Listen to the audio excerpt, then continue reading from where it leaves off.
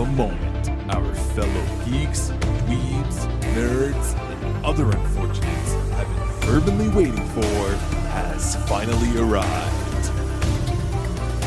It's time for TMI, Confessionals of the Nerd Kind. And now, your hosts, Jeff Nerf Herder Chandler, Jim Kaiju Baker, and Christina Yojimbo Henry. You can continue.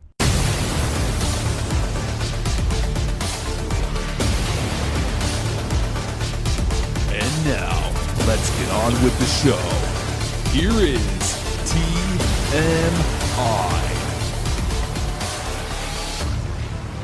I'll listen to the episode and then I'll be like, oh, we talked about a lot of other stuff, but I guess Jim cut it out. And I give you, you have final edit. So fair enough. I'm not going to quibble, even though sometimes I'm like, oh, well, this goes along like if I was an editor for most movies, I'd just be with the scissors, like, keep it moving. Yeah.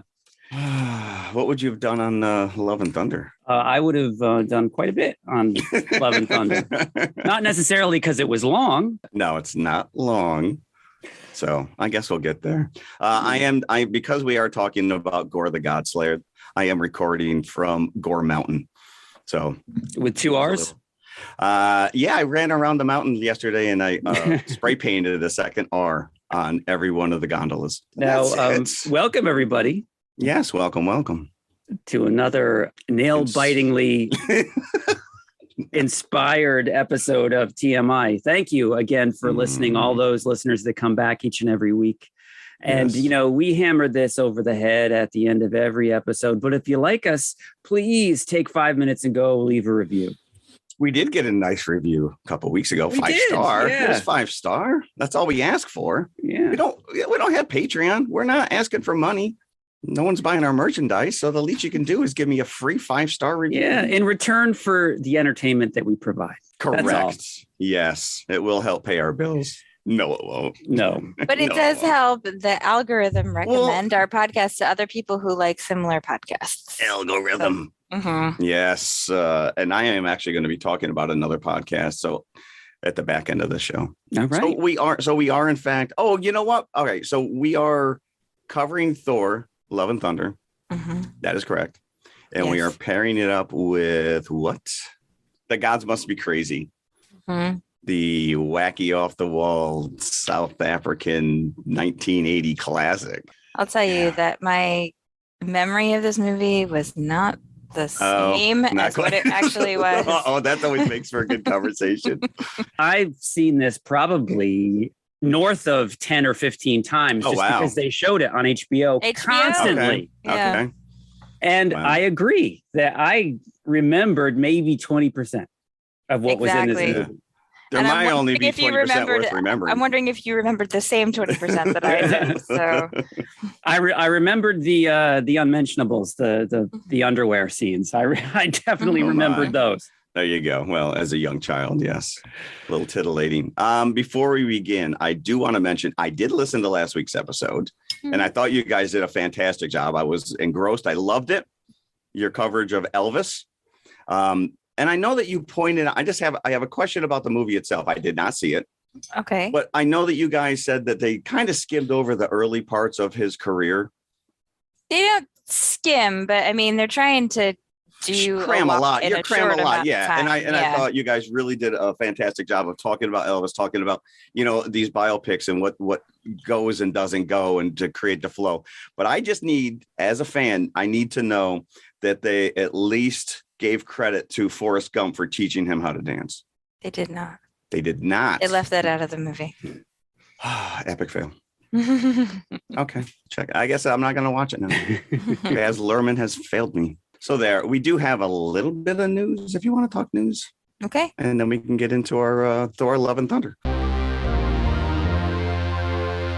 So Joe Dante, are you familiar with this gentleman? He has come out of the woodwork. I can't tell you the last time he actually directed a movie. Apparently, he's doing a lot of TV stuff, and he is working on Gremlins, The Magic of the Mogwai or Secrets of the Mogwai for HBO. Well, he was doing an interview, and he kind of threw shade at little Grogu. Literally, this is his baby Yoda Grogu. I think the longevity of the films is really key to this one character, Gizmo, who is essentially like a baby. Which brings me, of course, to the subject of Baby Yoda, who is completely stolen and just out and out copied. Shamelessly, I would think. I'm like, wow. I don't know if my math is correct, but I do believe that The Empire Strikes Back came out in 1980, where we were introduced to Yoda. And yes, Gremlins and Grogu Mogwais. is a young version of that same Yoda. It's not like they can alter completely his appearance. No. Right. And the other thing that, and we talked about this when we talked about The Mandalorian, I mentioned that like they purposefully do a lot of things that emotionally manipulate you, like giving him oversized ears and giving him like over large eyes, because like we are programmed to see like creatures with big eyes as more vulnerable, and like that's why we want to make sure that they survive, right? That's like why babies have like oversized heads. Yes. In a just recent newsflash, Dante is also angry at babies in general. So what I'm saying is like the qualities of the Mogwai and the qualities of Baby Yoda are just qualities that we as humans are programmed to like to be attracted to. Yeah. Some human babies have big ears. Right? It's not their fault. They just have them. It's why we like Dumbo, right? He's cute because he's got this big oversized ears. Mr. Dante. Yeah. You. You know, Grogu is not, you're not changing up the design of Yoda. You're just taking it to the natural progression if you were going to create a baby version of it. And who is the executive producer on Gremlins?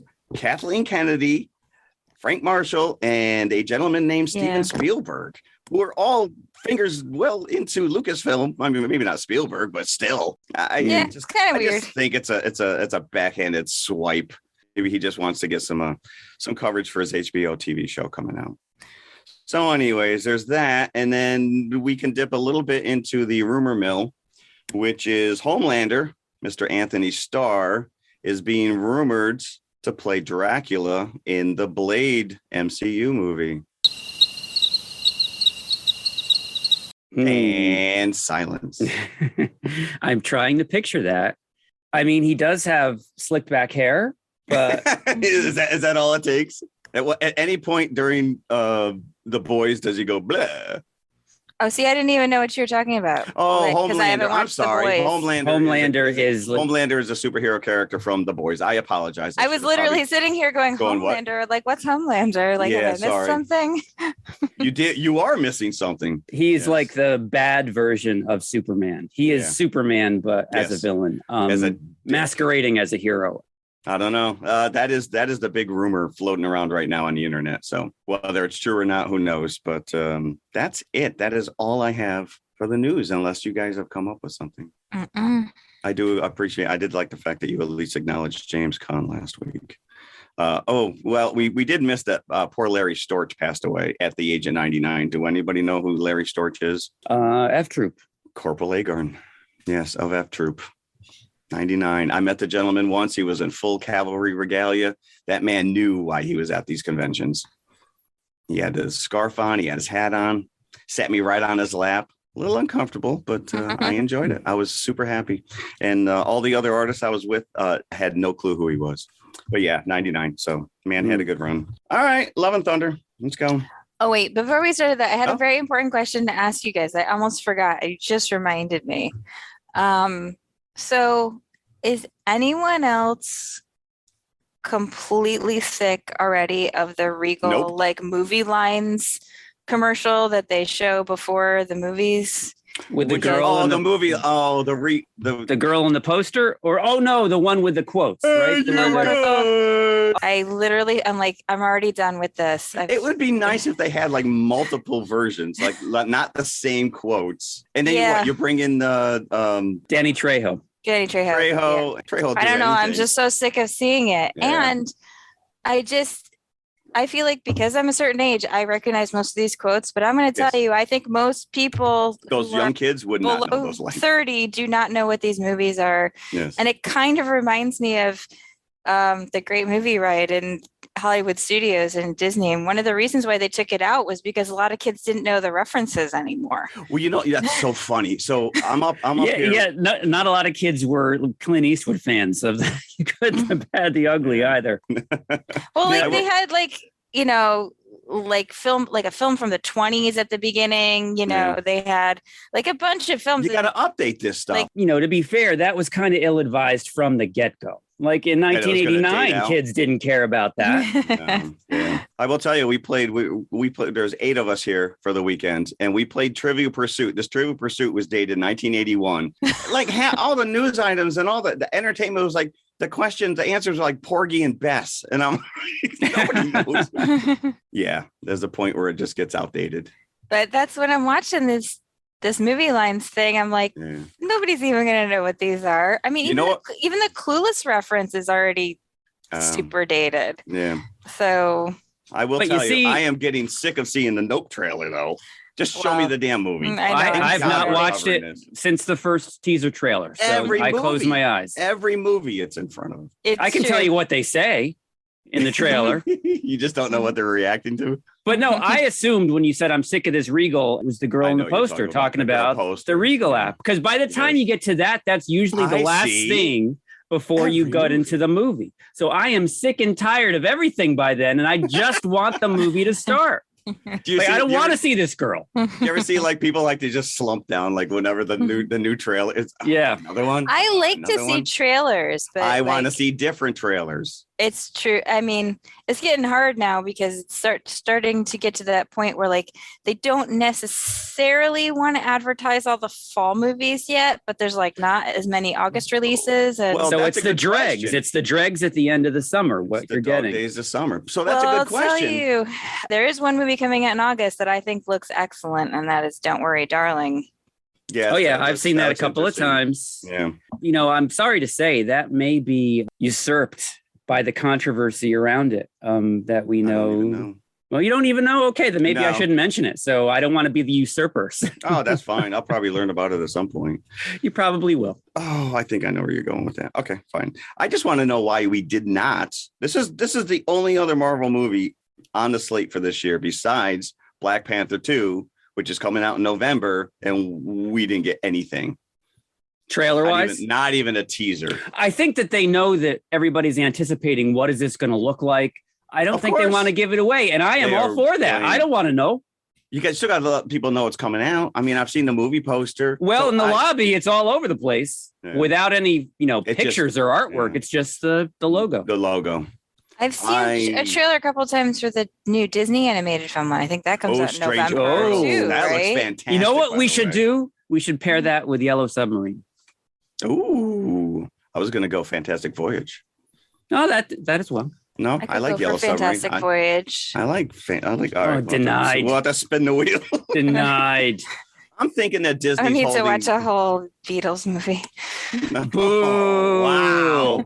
Sat through Elvis now. I'll keep that comment in the wallet, and I'll bring that out one day. That should be the. That'll be the end. kicker. That's the kicker at the end of this episode, by the Yeah. way. Fantastic Voyage, though. That would be cool. Yeah. All I'm right. up for It that. sounds. I bet you. Yeah, it sounds a lot more cool after my suggestion, doesn't it? Well, yeah, Fantastic Voyage. That's really cool. Love it. Let's do it. That's the kind of thing we should do, though. Or like Journey to the Center of the Earth or something. Like that's the kind of thing you should pair with a movie like that. What do you mean? You've never seen Yellow Submarine? I've seen Yellow Submarine. Well, that's right in that vein, and I will argue that Sure, until the end. Apparently, this but is. there's a lot of music in it. Yeah, there's a lot of music in Elvis. There's a lot of music in Elvis, and you went to go see that. Beatles are only the biggest band in the freaking world. Okay, you guys. You're like, I've yeah, talked about this before. You're underrated. I was not a Beatles fan, really. It's probably a really good thing I was not on last week's episode. There's maybe like just a few Beatles songs that I really like, but my parents were not Beatles fans, really. So we blame That's the parents. why, It's all the parents. I just think a lot of Beatles songs are annoying, okay? I just think All a lot right. of Beatles. Well, I'll give you that. Steve. I think the same way about In Excess. So, and I know that you two don't feel the same way. If there was an In Excess movie, I think I would could care refuse less to watch about it. In Excess. Jim, I'm going to say back up now. I think you poked the bear. You poked the bear. I've awakened the sleeping giant. Yeah, apparently. No, I Mama poked the bear by Oh. saying Beatles are not that great. That is true. All right, I take it back. Okay, Love and Thunder, baby. Yes. I don't know which one to use. Let's take which, these but emotions Jesus. and channel them into Thor. Yeah, let's go after Love Taika and Thunder. Waititi. Take it. Let's go to him. Wait, is this Love and Thunder or Love and Thunder. Love It is and Love and Thunder. All right, I thought it was expectations Gods going and into this, Roses. expectations high, extremely high. Yes. Because of a little movie called Ragnarok. Ragnarok. Yeah, agreed. I would say Ragnarok is on my list of 5 bucket films. I would go that far. I loved it that much. When we've ranked Marvel movies, I think we all put that one. Well, you and I put that one pretty high. Yeah. It's on my list of like Marvel movies I would rewatch, which there's only like That's a screaming endorsement. like yeah, there's You're only not. like 5 or 6 of them that I really would like to rewatch usually. You've seen this twice now. Yeah. Yeah. Yeah, I did listen. Twice in 3 days. Woo. Yeah, because of scheduling things. And then like, you know, my son's friend was supposed to go with him and then he couldn't. And then he didn't want to go by himself. And he's like, Mom, will you go with me? You come with me. You come with me. Mm. Will you buy me popcorn? Yeah, exactly. Mom, will you go with me? Because you can buy all the Damn concessions. straight. Yeah. Yeah. Yeah, so I ended up seeing it twice in 3 days, which is pretty interesting because you sort of have your first initial reaction and Yep. then I really had a chance to like take a look again.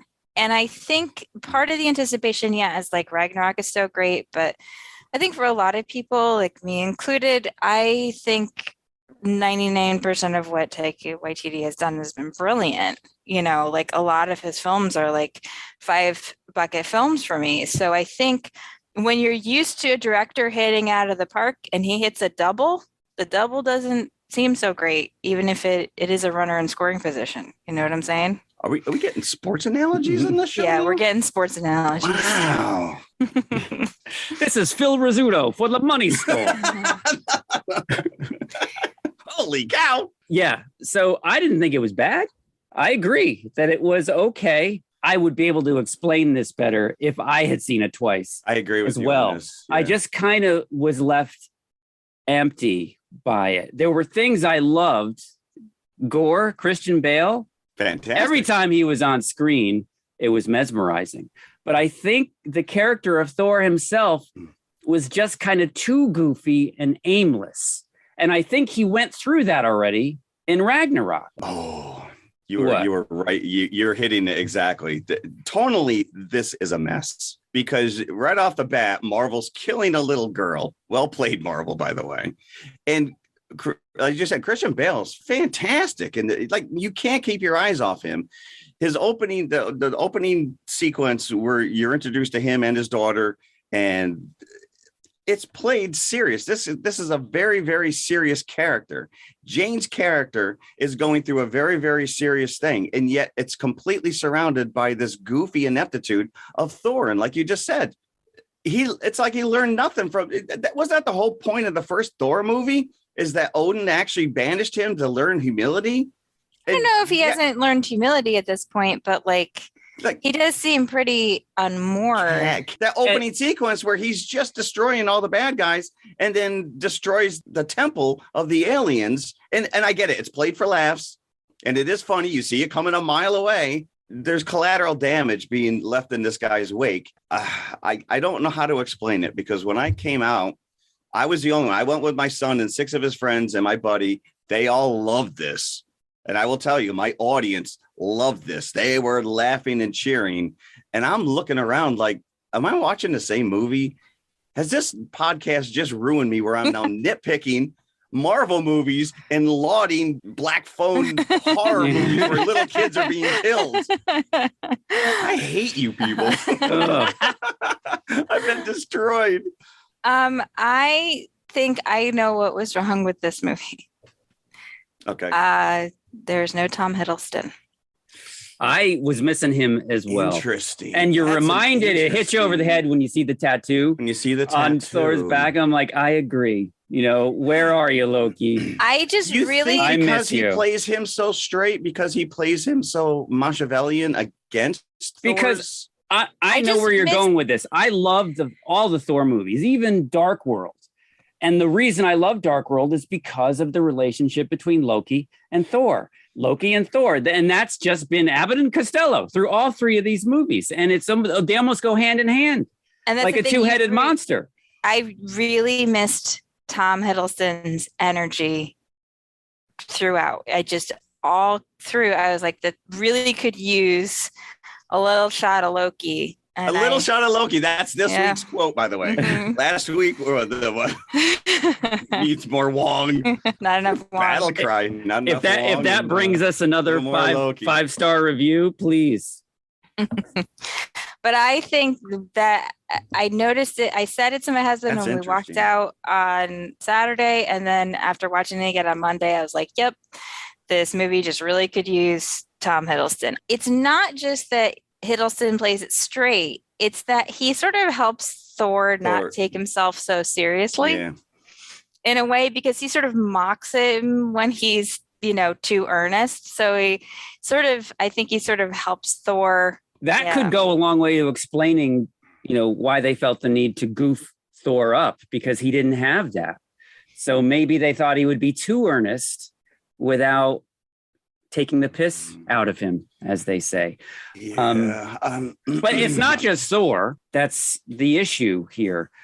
Talk about Natalie Portman as the mighty Thor, because she plays Thor as well. And I love that story, but it just didn't gel with the Christian Bale thing and what they did with Hemsworth here. Just kept hitting these jokes. And listen, let's go to the goats. The goats are hysterical, but every time they're on screen, they have to scream. And it's like, all right, it's one too many. The dialogue when Thor first encounters Jane and he realizes who it is, like, I'm looking at this and I'm listening, and the dialogue just like, it's like self-aware. It's almost becoming a parody where I'm waiting for them to kind of look at the camera and wink that they know they're in a movie. And, you start out with Korg telling a story to a bunch of these kids. And if you had followed that thread through all the way, and it did come back a little bit, but if you're telling me that this whole story is being told from Korg's point of view, and these are Korg's words coming out of these characters' mouths, I would have bought into it better. And like literally to the point where at some point they show up and like, that's not what happened at all, kind of a thing. Mm-hmm. Or actually, or hearing Korg's voice sometimes coming out of their mouths, because just to hammer home that he's telling the story. He's the one telling the story, and it's like Luis and Ant-Man. Yeah, and you do it in his voice because the dialogue was a mess. It was like ham-handed. It was really weird, and like you said, Gore's storyline is so serious, and then when he encounters in the Oasis after the daughter dies, these other gods, and they are like from another world. I mean, literally, they're like from another movie. They're all goofy and so played so broad. There are good things about it. And when I walked out of the theater, I ended up getting into it with somebody online. And I said, I feel like it wasn't enough Taika Waititi. I feel like the studio got involved, and everyone's hammering me saying, no, it's too much Taika. They gave him complete and utter control. And this guy just went off and nobody told him that's too much. Here's the thing, though. If you think about Taika Waititi's movies, that are great, that you love, Jojo Rabbit, Hunt for the Wilder People, they have really serious storylines in them. And they also have really broad comedy. That's Ragnarok as well. And he is able to hit those emotional notes so that they really hit you, and he's able to balance it with the humor. So I don't necessarily object to like the serious storylines in it, but somehow for this movie, it just didn't all quite come together. It's a in the way that it does in his other films. This Guns N' Roses is like, was Axl Rose like executive producer on this thing? Because they apparently are one of his favorite bands. That's one of fine. Taika's favorite that's bands. Fair. Don't give me 5 Guns N' Roses. You got a kid who wants to call himself Axl. You got people wearing Guns N' Roses t-shirts. You got posters on the wall. It's a little much. I love the opening Marvel theme in a rock manner. And you got like what Rainbow in the Dark, Dio at the end. Give me some other hair bands in there. Don't just it's Gods and Roses. You might as well just call this Gods and Roses. It's so funny because Too much Guns N' Roses. all I could think was like the first time when they started playing Paradise City, I was like, all I could think of was like, remember when Guns N' Roses was the biggest band in the world? Like my mind started to drift away. Yeah. And he did this, I think, to a much better effect in Ragnarok. I was going to say, well, Led Zeppelin. Yeah. Right? Somehow he balances this perfectly. What we're just saying that he couldn't balance here in Ragnarok. He loses his hammer. He loses his eye. He loses his father. This is like tragedy on the highest level. He loses his mother. He loses his mom. Twice, and yet, it's still a great fun ride. And there's tragedy here too. Jane's story is heartbreaking, but it's not balanced. It's not balanced. And there's weird, like, why would Mjolnir call to her? Because I did like the fact that they went back and they created that little montage of the two of them together to flesh out the idea that these two did have a relationship that we didn't necessarily see in the Marvel MCU over the last couple of years in between the other movies. So there's an emotional weight between them in that. And I love how he wields Mjolnir at the horror movie when he gets scared and he puts his hammer up. I'd love to know what they were watching when he did But it's like, why would this thing call to her just to kill her? It's not. He asked it to save her, to protect it's helping her, but it thinks, the whole thing is that it's so powerful. It's the power of a god, and she's a human. Yeah. She's immortal. But it's very sweet because that talks to the relationship between Thor and Mjolnir. Mjolnir is keeping the promise. It couldn't even reform for Thor himself, but for some reason, out of maybe love, it reforms to keep the promise that it made. Out of the script rewrites. That's why it reformed. But even that storyline, this love triangle between Thor, Mjolnir, and what's the act? Stormbreaker. It's funny, but it just goes on way too long. It's just you're hammering me over the head. No pun intended. You see, I liked those jokes. Those are the few jokes that I thought were and he's good. Talking to, and all of a sudden, what's his name? The it slowly floats comes into frame. Yeah. And it's fun, but it's too much. I get it. And I like the fact that they also pull it back. You can't not be reminded of this because the Guardians are in the beginning, which we'll talk about. That's but it's part of Groot's arm. Like when Thor is meditating at the beginning, it's like it's growing into the ground. And then you remember, that's because it's part of Groot. It's like the living tree.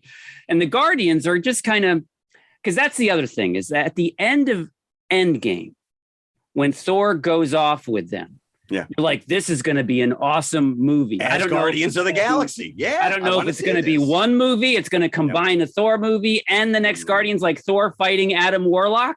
No. That would be a movie you'd want to see. I was very disappointed because they just kind of brush off the Guardians, like just to tie off that loose end.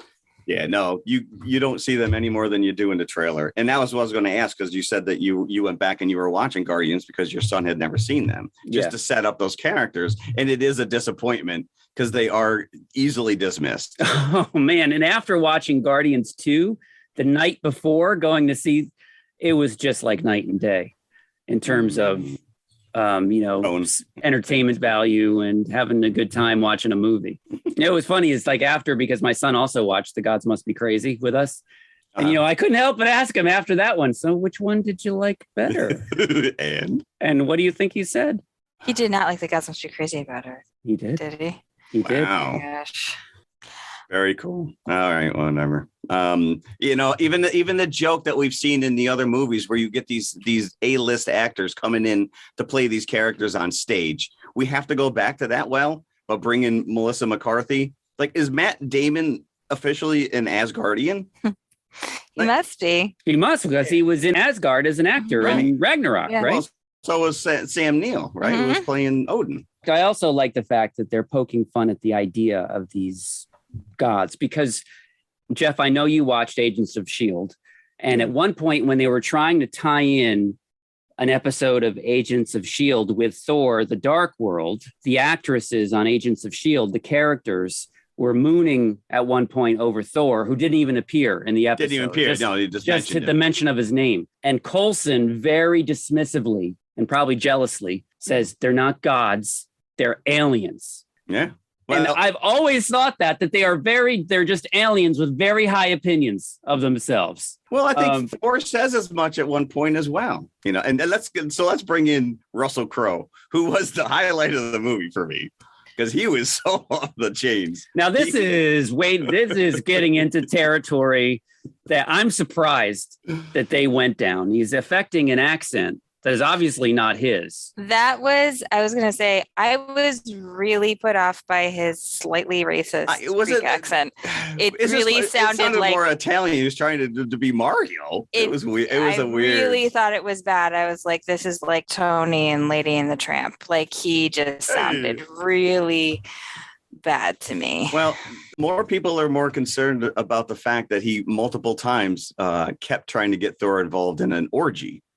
And I'm like, so we're okay. People are like all up in arms that Disney would even mention an orgy in a Disney movie. And I'm like, who cares? Whatever. Because he was just so off it was ridiculous. And I'm like, what is going on here? This movie is just. You probably heard last week I had to apologize to the Eternals because they have brought up Celestials. Right. Yeah. In the Guardians movies, and you see them here as well. Yeah. But I thought that this was going down that road where like, okay, now there's this other fantastical place that nobody knows about where all these beings congregate. So I just enjoyed the fact that they weren't there very long. Are all Valkyries just called Val? Like, do they not have first names? Because that is a title. That is not your name. Yeah. She's just Valkyrie. She's the only one left. Yeah. She's just Valkyrie. They just call her Val. Mm-hmm. And I did like the fact that she took the keg with her on the boat. It's like essential. And we got Darcy. We got Darcy again. We did get a Darcy cameo. Yeah, they were pulling some stuff together, but I thought it was okay. It was meh. I really want to know that this was like the biggest like point of conversation when we walked out of this movie. What the actual F is Marvel doing with these end credits scenes? Nothing. I am like insane with rage at this point. We've seen 3 or 4 films since the Loki TV show came out. No. Why are they not hinting at Kang? Because they've dangled this in front of us, right? Even the multiverse thing. I do not understand. Phase 4 has no connective tissue whatsoever. Like the Eternals, Doctor Strange and Multiverse of Madness. I think Shang-Chi might be the only one that kind of hinted maybe that there was something going on, right? Because at the end, there's that credit scene where they're like, there's a signal that's center of the universe, something, blah, blah, right? But like, what are they doing? What are they doing? As my husband pointed out, which was a great point, when they have all those Guardians distress calls, there could have been something there where like somebody's saying like, there's this person named Kang, or whatever. Like there could have been something. Galactus. There could have been anything. What are they doing? Are we all caught up on Ms. Marvel? Because I think the TV shows are doing a better job of kind of there was something at the post credits that was maybe connective. There was 2 of them. Yeah. I don't know. I agree with you. When I put it, it's kind of like a band works forever for their first album. The first album is, Endgame and Infinity War. And they've spent 10 years crafting this, putting it together. And you're right. At the end of the individual movies, when they first came out, you're ending Iron Man with the tease of an Avengers. You're ending the Hulk with a Thor hammer. All these things are kind of climbing into each other, and they're not doing that here at all. They've laid the groundwork. They've teased us Kang, but right now it looks like there's absolutely no payoff. Right, and don't even tell me that you're going to waste Jonathan Majors, because that would be the most ridiculous thing in the world. Now, is any one of us excited about seeing Hercules come back? Because I was like, I don't care about this guy. That's why I'm saying I don't understand. Like, why are we seeing this? Why is this the end credits scene? You know what Taika Waititi needs to do if he's going to do another Thor movie is Beta Ray Bill. Well, that's what I was waiting for. Nobody else can do Beta Ray Bill, I think, except this character. Taika. Right. We saw him in Ragnarok, at least one of the statues on the arena. It's like you've teased that he's in the universe somewhere.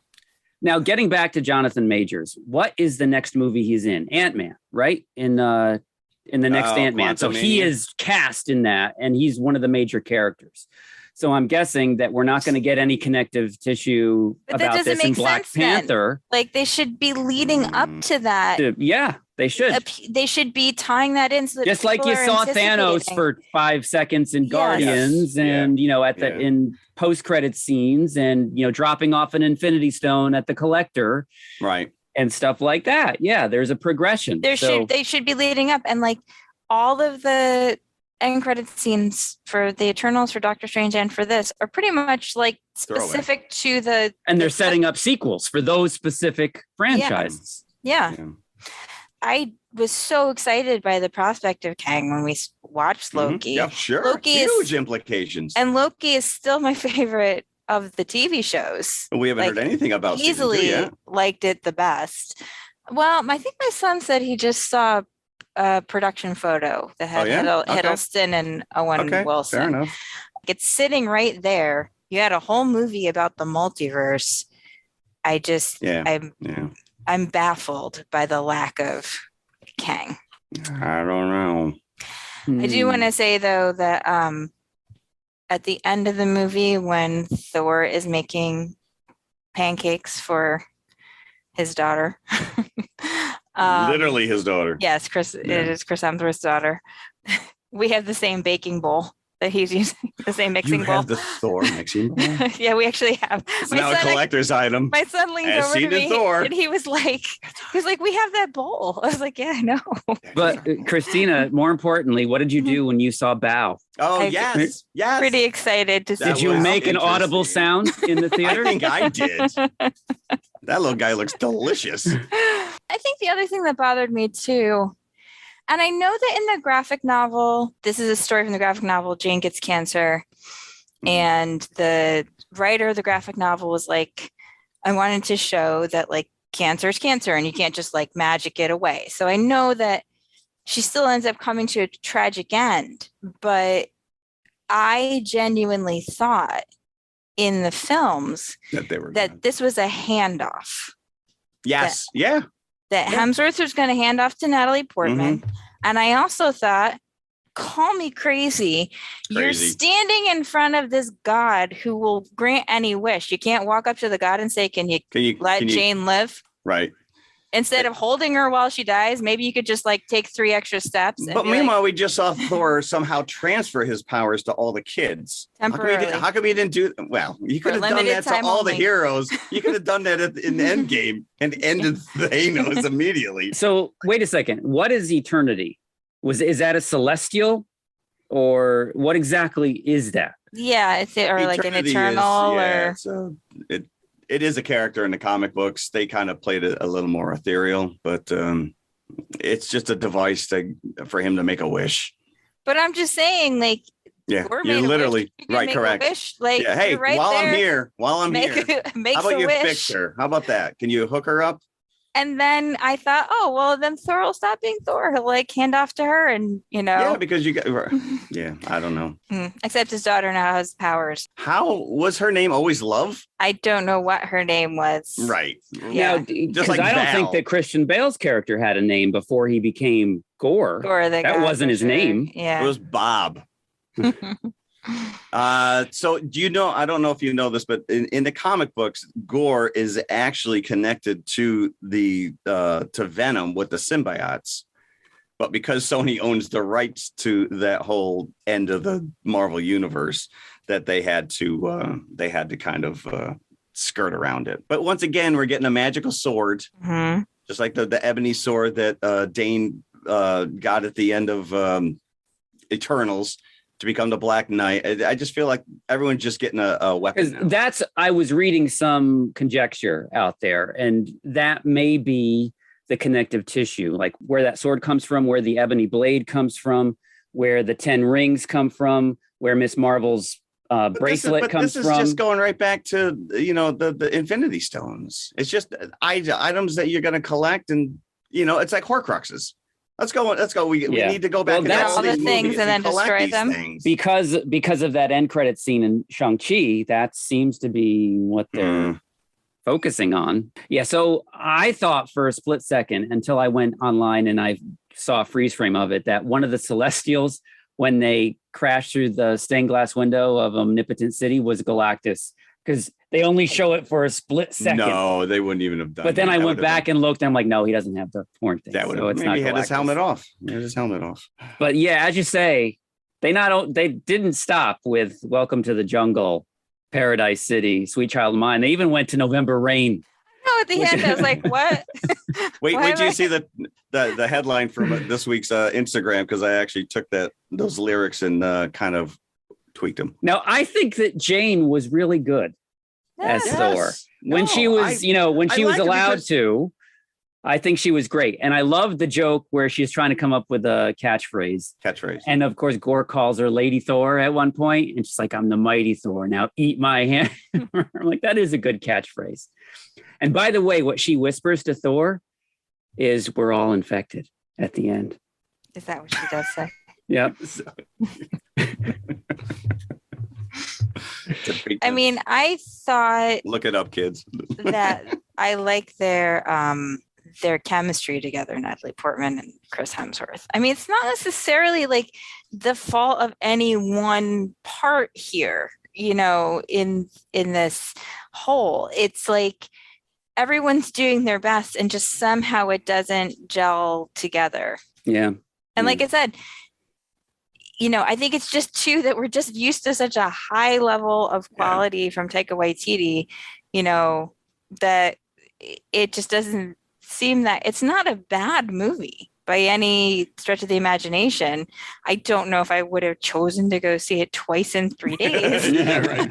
I thought maybe it was some kind of I loved it. It was fantastic. Yeah, it was just like kind of a middle entry for me. I think he even realizes MCU. it. I did not write down the quote, but I did see where he says, when you're on set and you're writing this stuff, you're like, this is brilliant. You get into starting to edit it down and you're like, oh, that doesn't work as well as I thought it was. And then when it puts it together, you're like, So, I mean, I'm paraphrasing, but that was his quote where he was just kind of like, maybe this wasn't quite what I was envisioning, but give him credit. We talk about this all the time, which is, your Edgar Wrights and some of these other directors that come and go because they can't get on the same page with Marvel. And yet Marvel just let this guy do his thing. So as a creator, you got to give him credit. This was his vision. He's also come out because there's a ton of footage with Christian Bale that was left on the cutting room floor. And he's come on record multiple times that he does not believe in the director's cut. He doesn't think that is bringing anything new to the table. What you see on the screen that's it. That's it. Everything else was cut for a reason. You don't need to see it. So I guess we're not getting the director's cut of Love and Thunder, the 4-hour edition. I think that it's made like a decent amount of money, though. Oh, absolutely. I mean, yeah. There's a lot of talk about its drop off on the second weekend, but I think all Marvel movies do that, unless you're a Spider-Man, No Way Home, or something phenomenal. But listen, look at how quick it's now showing up on Disney Plus. I mean, Doctor Strange is already on Disney Plus. I was going to say, I think most movies now are a 45-day window. 45-day. It used to be at least 90. But to Christina's point, I don't think they have anything to worry about because Doctor Strange did phenomenal numbers all over the world.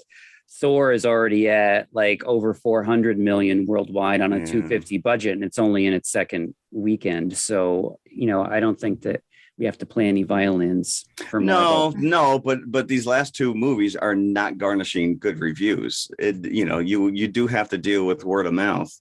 I can't tell you. People I work with know that I go to the theater to see this stuff, and they'll come, dude, do I need to go see it in the theater, or can I wait until it shows up on Disney? You talk about it all the time. If it's an R-rated movie, I don't necessarily have the means to put my kids somewhere and go and sit in the theater for 3 hours. Yeah. So there are people making choices. And to talk about bad word of mouth, I got a couple of quotes from reviews. RogerEbert.com says, more or less a victory lap for all that Waititi achieved with his previous Marvel film, which is Ragnarok. The Hollywood Reporter, this feels weightless, flippant, instantly forgettable, sparking neither love nor thunder. Wow. I did see it from goats.com where they said, "Ah!" That was their review. Those goats are named Tooth Grinder and Tooth Gnasher, just in case you needed to know. And the goats are based in Norse mythology, so it's not like they just pulled that out of the ether. No pun. And they are in the comic books as well. So, and it looks like Chris Hemsworth just brought every one of his family members on set. It's like, we're going to give you a role, we're going to give you a role, and we're going to give you a role. Yes, there's so many headlines like Christian Bale's kids are in this movie, and Natalie Portman's kids are in this movie, and Chris Hemsworth's kids are in this movie, and Taika Waititi's kids are in this movie because they had a lot of kid parts. Yeah, they just put all the kids in the movie. They put them all in the cage. That's what they put them all in the cage. You either killed them or enslaved them. Yeah, nice. I don't know what's going on there. And you're just saying, Jeff, that a lot of Christian Bale was cut. Jeff Goldblum was also cut. No, because we are missing him. Why did you not bring back the? And Peter Dinklage was cut as well because he played his character from Infinity War. Now I'm mad that we're never getting the director's cut. Maybe we'll get the scenes on the Blu-ray. Who knows? Maybe. If not a director's cut. And remember the Team Thor shorts where Thor had a roommate? Yeah. By the name of Daryl. He is a tour guide in New Asgard in this movie. The same character. Thus making all of those shorts canon. Yes. So, but now that you see the life between Jane and Thor, maybe when Jane moved out, Thor needed a roommate, right? So in comes Daryl to pay the rent. Hey, Thor. So, all right, I think we're done. What kind of buckets would we give Thor Love and Thunder? I'm going to give it a 3. It is no Ragnarok. That's all I got to say about that. I'm also going to give it a 3. For its eye candy alone and Christian Bale, I'll go 3.5. Okay. Go see it for yourself. Yeah. Yeah. I mean, like I said, it's not a bad movie. It's just not the sort of outstanding movie that we were all expecting. No, and I think, back to Jim's an opening statement, which is expectations suck because sometimes, he set the bar pretty high with Ragnarok. Yeah, he did. And again, you can't have a movie. You can never come out of the gate with the Thor movie with that level of comedic, whatever you want to call it. The first 2 movies took Thor very, very seriously. But now we seem to be floundering. I don't know. Although the end credit says Thor will be back. Which one? Yeah. We have no idea because Jane made it to Valhalla. To fight Hercules, apparently. Heracles. Yeah, I think he was pretty comic accurate, though. Yeah, but I never liked the character in the comics either. When he was an Avenger, I did like that character.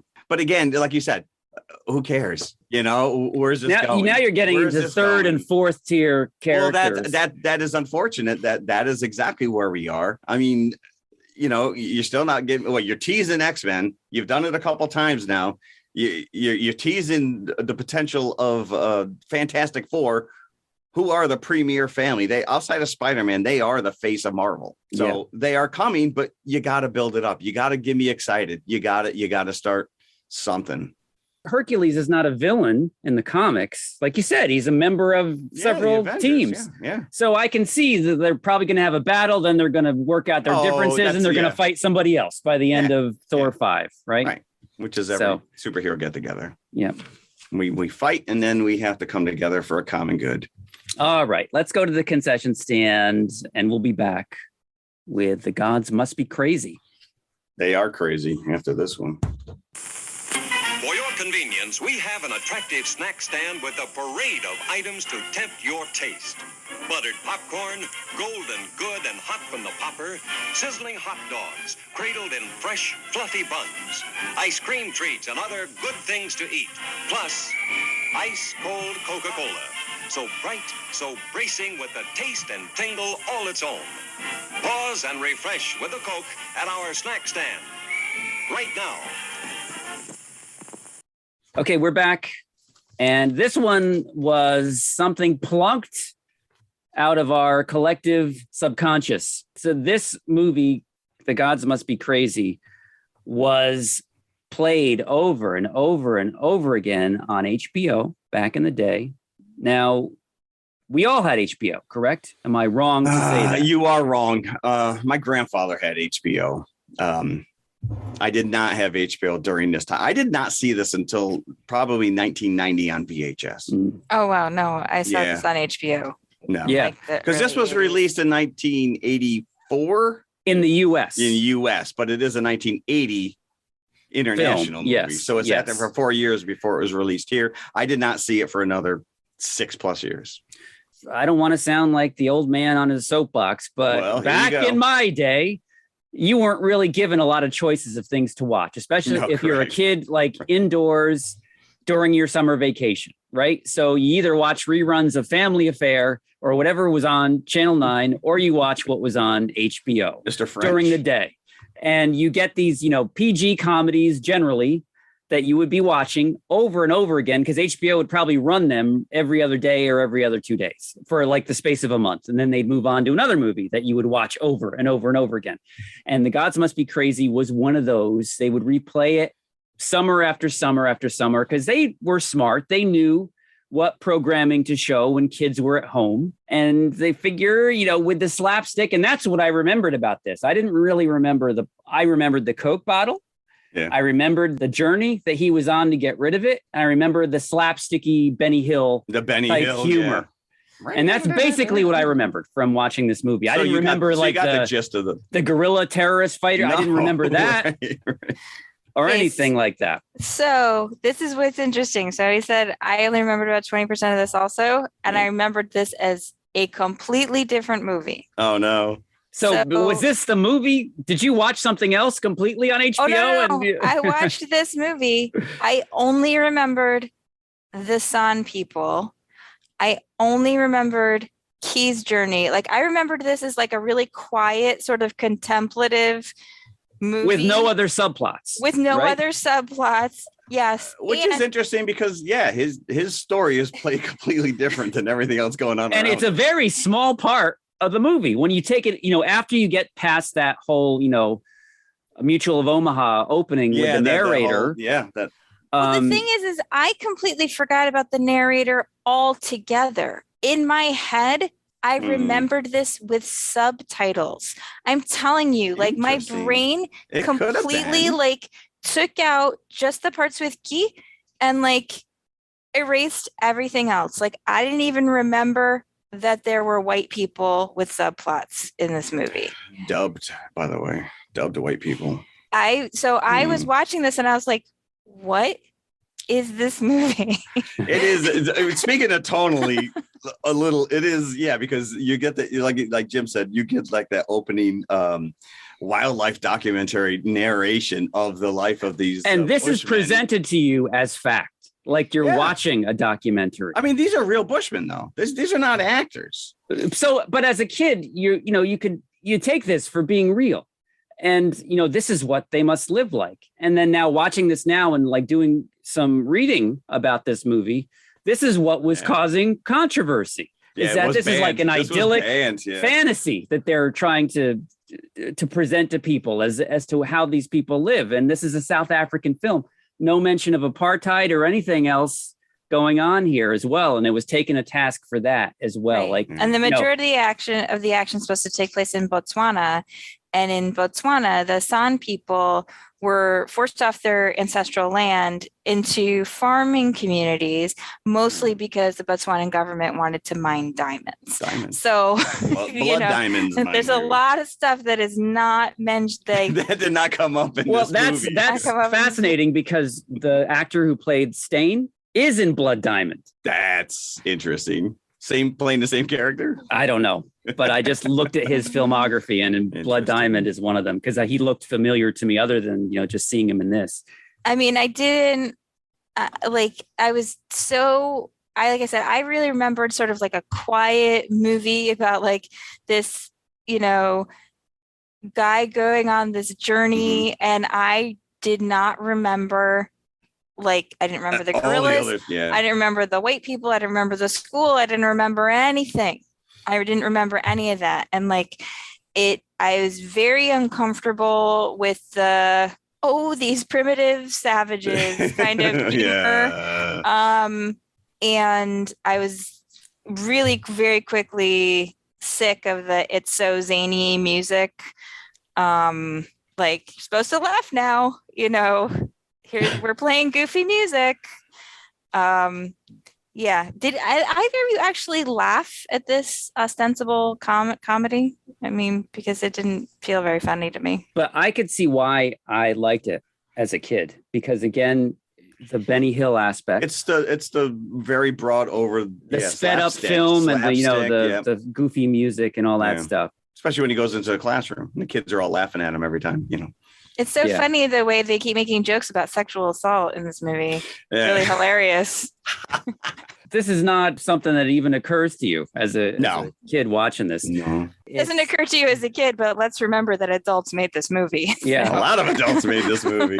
One more so than any other. The director, producer, writer. James Oos. The movie follows a bushman who finds an empty Coke bottle. And because it brings a lot of strife into his family, into his tribe. This I always thought was interesting. Even the first time I saw this idea, you go to the John Lennon song, imagine, no possessions. And that's what these people, they have no possessions. And then this thing literally drops in their lap. They think it's a gift from the gods. And then they start fighting over it, which has never happened. So they're like, yeah, we need to get rid of this stupid thing. And I'm like, do you think Coke was in on this? Did they sign off on this? We're the bad guys? And brought to you by Pepsi. Perhaps it was. So that sets off his journey to get rid of it, to throw it off the end of the earth. I didn't really remember the other subplots, and the movie really goes away from him for long periods of time. It is like 3 until he comes into the other plots and they all kind of tie together. Yeah, but he just kind of wanders through the plots. Really.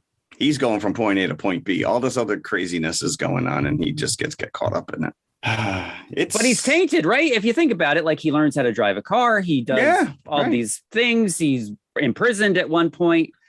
And so when he goes back to this idyllic existence, you'd think he'd be corrected. No, even more so. I got rid of it. All right, I'm back. Now, but I really miss driving that car. It is very anticlimactic. Right. You think he went back? He's like, dude, you're not going to believe what they have out there. Yeah. Blood diamonds. Let's go.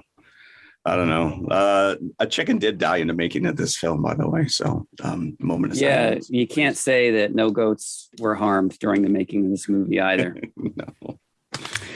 I don't think that there's a lot really to say. No, it's funny because when I thought of it, I thought it was clever with the whole gods thing, and going into the God the Butcher or Gore the God Butcher. I don't know. It's interesting to see it again. Like I said, I didn't see it as a kid. I was older, but I remember. And of course, this thing made a sequel. This thing was like playing in theaters for like a year straight in some countries. Yeah, I have no memory of the sequel. I don't even know if I've seen it. I did think there's a plane involved. Yeah, it was banned. It was racist. And it's culturally inappropriating. Yeah. Watching it now, like, this is just such a bizarre artifact. Yeah. Because it was a huge international hit. This was huge. The director did suffer a heart attack while working on the post-production. He didn't die, though. It grossed over $200 million worldwide. Yes, it That's did. Huge for 1980. And I wonder how much Gao, who played Guy, saw of that. I don't know. $2,000. He was paid $2,000, but before the director's death in 2003, he gave him $20,000 and a monthly stipend. I don't know what's true and what's not. So you're telling me the internet lied to me? I think that maybe it's just doesn't know the facts. I can't believe anything anymore. I think a lot of the facts are cloudy around this particular subject. The gods really are crazy. And like Jeff said, it was released in the U.S. in 1984, 4 years after it did gangbusters all over the world, and it made another $60 million in the U.S. So altogether, it made about $200 million on like a between $2 and $5 million budget. Wow, that actually seems like a big budget. When you're paying your star $2,000, like, where's the rest of that money going? Yeah, they had to replace that chicken. So. I did read that somebody actually in Scandinavia laughed himself to death while watching this movie. That seems. You think that's fake too? I gotta question all of my sources now because one man supposedly died from a heart attack while laughing during a screening. What would have happened if he watched like Airplane or something like that? I almost died laughing. I almost laughed myself to death as a kid watching Airplane. Hey, she hit the fan. That was it for me. I was on the floor. Maybe we should have paired that up with Thor. That movie was life changing for me. 80. I'd have to give this 2 sets of buckets. One from a child's point of view, and one as from an adult's point of view. From the adult's point of view, I'd probably go like 2. 2, yeah. Appreciated the Benny Hill stuff and the sped up film and all that Keystone Cops thing. Those Jeep scenes went on a little too long. As a kid, I'd probably go 4 buckets. I agree with you. Yeah, it's, memory and actuality are 2 different things on this one, right? It's kind of like, yeah, I remember that. And then you're like, oh, yeah, okay. I mean, I remembered a completely different movie. Different movie altogether. I am not even going to try to figure out like what I thought when I was that age. I mean, now I would give it like 1. Yeah. I mean, I thought it was offensive. I thought it was It's interesting. unfunny. It's interesting, right? Because again, it was such a huge hit, and everyone just kind of. But like Jim said as well, that there were people already screaming that this was offensive. We were oblivious to that fact. So yeah, it was interesting. Cross that off our list. Yeah. And that was hard to find too. I think we all had to go to our library to get that. Correct? Yeah, it wasn't like that easy was to not, rent or it was anything. not floating around on Tubi at all. And I think my disc set actually came with the second movie, but I did not get to watch it. I was too busy watching other stuff for the last part of our episode. I know what you watched. Oh. All right. What did you do this week, Jeff? I'm bringing 2 things to this table today. This is to make up for the fact that a couple of weeks ago I had nothing. So I finally got to watch the Foo Fighters movie, Studio 666. And we know that Christina saw this 7 years ago. Was it? Yeah, approximately. We had this on our schedule. It was not an easy viewing. I've had this on reserve at my library for months. And I finally got it. And I said, I have to watch this. And I will say, I am glad that my wife was not home because it is gory. I told you. It's interesting because it is the Foo Fighters who are not actors. No. They are not actors. And there are definitely scenes where you're like, all right, you stand over here, Taylor. And it is sad too, because Taylor Hawkins is obviously no longer with us. But I enjoyed the hell out of it. I loved Pat Smear in this so much. Like I was in love with him.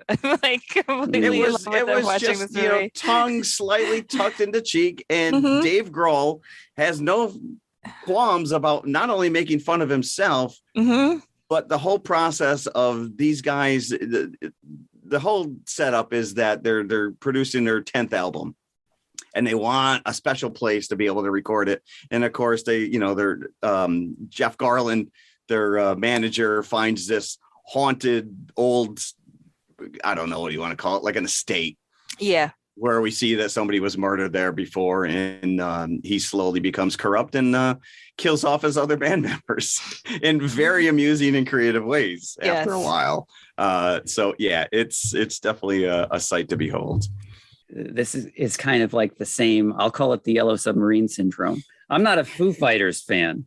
And so the prospect of watching a movie with the Foo Fighters. I will say, I do like the Foo Fighters. I like their music a lot, but I don't think you need to be a fan. Yeah. And there's not actually like a ton. No, because you're not going into their catalog. You're not playing any. Just a little bit of music. Yeah. I mean, there's a running joke where Grohl is coming with the band and he's like, all right, I came up with this new riff, and everything he's playing is one of their older songs. Mm-hmm. They're like, that's Everlong. Yeah. That's dude, you wrote that 12 years ago. Yeah. So it does not take itself seriously. Like I said, it is gory. It's real gory. Whitney Cummings is in it, and I'm not a huge fan of hers, but she, I think she's funny in that part. Like I just think everybody they kind of gave everybody a job that was within their range. Yes. Yeah. You can see the other band members like, all right, who wants to take this line?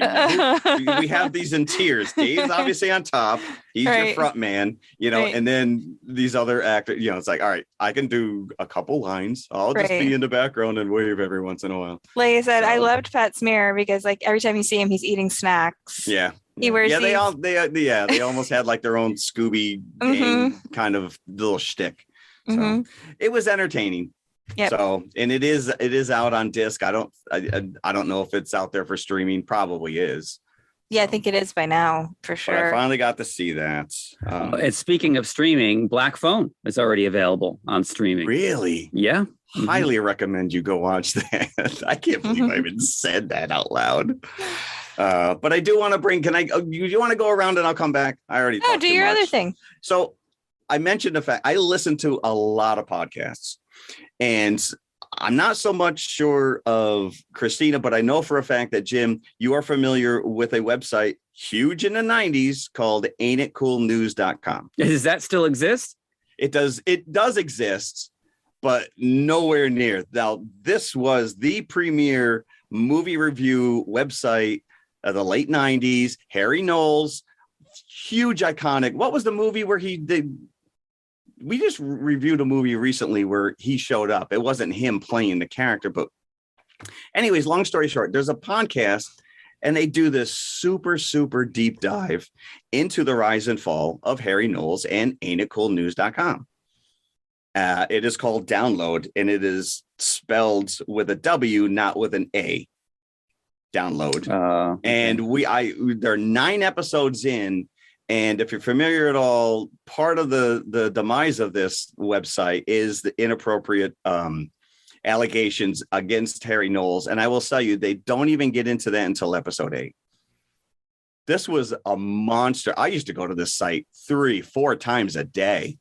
I mean, these reviews that these people, and they interview all of the contributors, Quint and Capone are 2 of the big ones. And, studios actually bowed to these guys. There's a famous fight that they had with Joel Schumacher over his review of Batman and Robin. It's a very, very interesting, super deep dive. He does tend to go off on tangents, but if you're familiar with that website at all, definitely check it out. It is amazing. Yeah, that was in the days when you didn't really have a lot of pre-information like you do now. Like you're almost oversaturated by information about stuff that's coming out. What's interesting, what I'm learning is a lot of these other sites like Collider came from these guys who worked there. Okay. Went off and started their own little thing, or went to work for other companies. Those guys would somehow get into like previews and run their reviews before the movies came out. Because the studio started courting them because they held such sway. Like what Harry's reviews would set the tone for the entire. This was nerddom. We talk about now we got Marvel movies left and right. And I think a lot of it has to do with these guys who push and champion for the nerd related stuff that we get now. Like that's the stuff they championed. But yeah, studios were like giving these guys flights out. They were, freebies. And then now you get into all that other stuff, which is, can you really give an honest review when someone just paid $2,000 hotel room and wined and dined you for the weekend? So that's my other, what I did this week. Yeah. That's the point that I wish that this podcast would reach.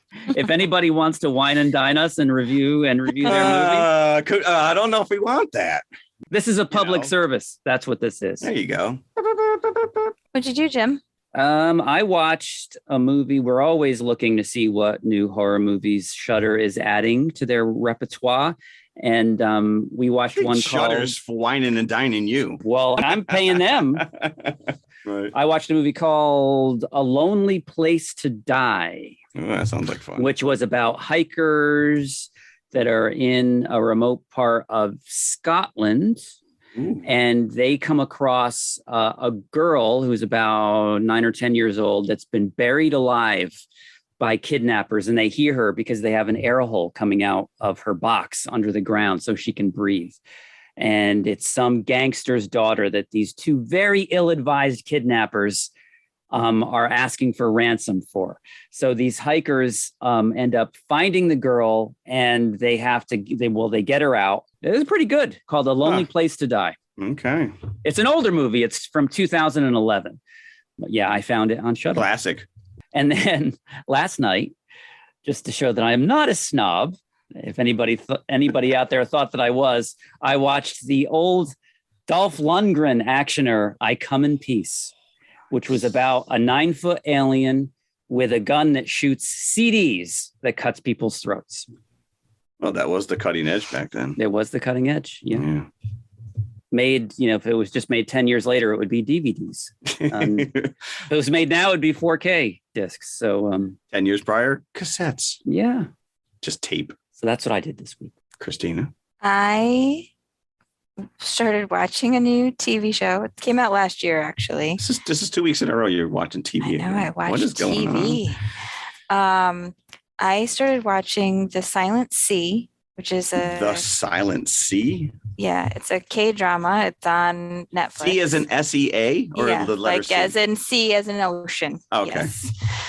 Starring Bae Do-na, who plays Park Nam-ju in The Host. She plays the sister who is an archer, and and Gong Yoo, who plays the dad in Train to Busan. And they are on a mission to go to this abandoned lunar research station on the moon to collect some mysterious sample. And they know that some tragedy occurred on this research station, and the government has told them one thing. And when they get there, they discover, of course, that it's completely different from what they were told. And there's some strong aliens vibes because it's like an empty station and there's something mysterious happening. And there's a few like pretty obvious like visual references to aliens. I think they're just acknowledging like, yes. But this is a TV show? It's a TV show. It's 8 episodes long, 8 or 9 episodes long. On what platform? It's on Netflix. Oh, okay. But it's very atmospheric. It's very, to me, it's quiet. It's like, it's thoughtful. There's a lot of stuff happening and you're kind of, trying to follow along and like solve the mystery and all this kind of stuff. So I've watched 3 episodes so far. I'm intrigued to go forward. Continue. Oh, that's always a screaming endorsement from you. I know, just the fact that I would commit to the TV show. Yeah. So I recommend. It's The Silent Sea. It's very good. I'm assuming that title is in reference to the Sea of Tranquility because there's no water on the moon. Well, I guess I got to watch it. I don't want to say anything. Wow. Okay. Fair enough. All right. There's definitely a weird event that occurs in, I think it's by the 3rd episode, and you're kind of like, whoa, okay. Then. Okay. Wow. We did a lot this week. Yeah, but we did. Next week, this is something that's been led up to on this show for quite some time since we saw the first teaser trailer. Yeah, it's about time. I gotta stop watching trailers for this stupid thing. Nope. And as you guys know, this has been my most anticipated movie of the year. Never mind of the summer, of the year. But we've already learned from this week's episode, anticipation is not always a good thing. Because Jordan Peele has never let me down. We just said Taika Waititi's never let you down. And then guess what? Love and Thunder comes along. I think you need to temper those expectations. In fact, this is a movie that I'm almost positive I'm going to want to run back inside and watch it again as soon as I see it. Well, listen, if you're going to watch Thor twice, I just feel that when studios put this much emphasis on multiple trailers, they're trying to get as many people in opening weekend as possible. And that sometimes doesn't bode well. Well, I'm so excited. Okay. Well, I'm tempering my expectations, but I am happy to finally be able to see this. And along with Nope, we are recovering. We are going back into the archives on this one. We are. And really, to be fair, we did not give this. No. The staff at the time that we covered this film that was working at TMI. They are no longer working there, by the way. Did not give it its just desserts. So the conversation was a bit stilted and it wasn't all that it could be. So we are bringing it back into the light. Close Encounters of the Third Kind, directed by Steven Spielberg. You want to know? I will tell you right now what Dave's full 1-sentence review for Close Encounters of the Third. And we were excited. This was our early days. My original notes are dated April 2018. which is our first month. And Jim and I were super excited to bring this to the table. And when it got to Dave's turn, he said, worst 127 minutes of my life. Wow. That was his review. Nothing else brought to the table. Next week, Robin Hood Men in Tights. So we have kind of pivoted a little bit, but yeah, it'd be nice to go back and revisit this. I don't even remember if we were giving buckets at the time. No, they were just discussions. No. Yeah. But yeah, I'm not going to go back. I'm going to just treat this like Groundhog Day, blank slate. Oh, like no, we've never covered it before. I found my notes, so there's nothing else I can bring to the table. I'm just going to read all my old notes. You're not even going to watch it. You're just going to go by your notes. Yes, correct. It's like, what was I even talking about here? I do remember making a joke about the fact that the mom must have made 10 pounds of mashed potatoes that day. So if he can build Devil's Tower out of it. Yeah. And the shaving cream was his gateway drug into mashed potatoes. So there you go. Close Encounters of the Third Kind. Classic. I think my disc actually has the theatrical and the director's cut. Sorry, Taika. Spielberg. Yeah, what are we going to be watching? Because I don't own this. It's you coming do from not own this? No, I do not. Oh my gosh! I am not only do I own it, but I own the DVD, and then I upgraded to the Blu-ray. Yeah. I don't. I mean, I think really and it's got the a theatrical ton of special features. But I'll watch the theatrical version. Well, yeah, I think I got no choice. Whatever the library gives me is what I'm watching. I don't know what. Yeah, what I think the director's cut is really only that little 5 minutes tagged on the end. I don't think there's any other changes. But then again, I could be wrong. Let's just do I think we should do the theatrical. Because, we can just talk about the director's cut. Yeah, because it is out there. You can see both. Mm-hmm. So Nope and CE3K. Mm-hmm. Yeah, there we go. All right. Nice. Well, thank you. Yeah, thank you. Come back and join us. Bye. I am Love and you are Thunder.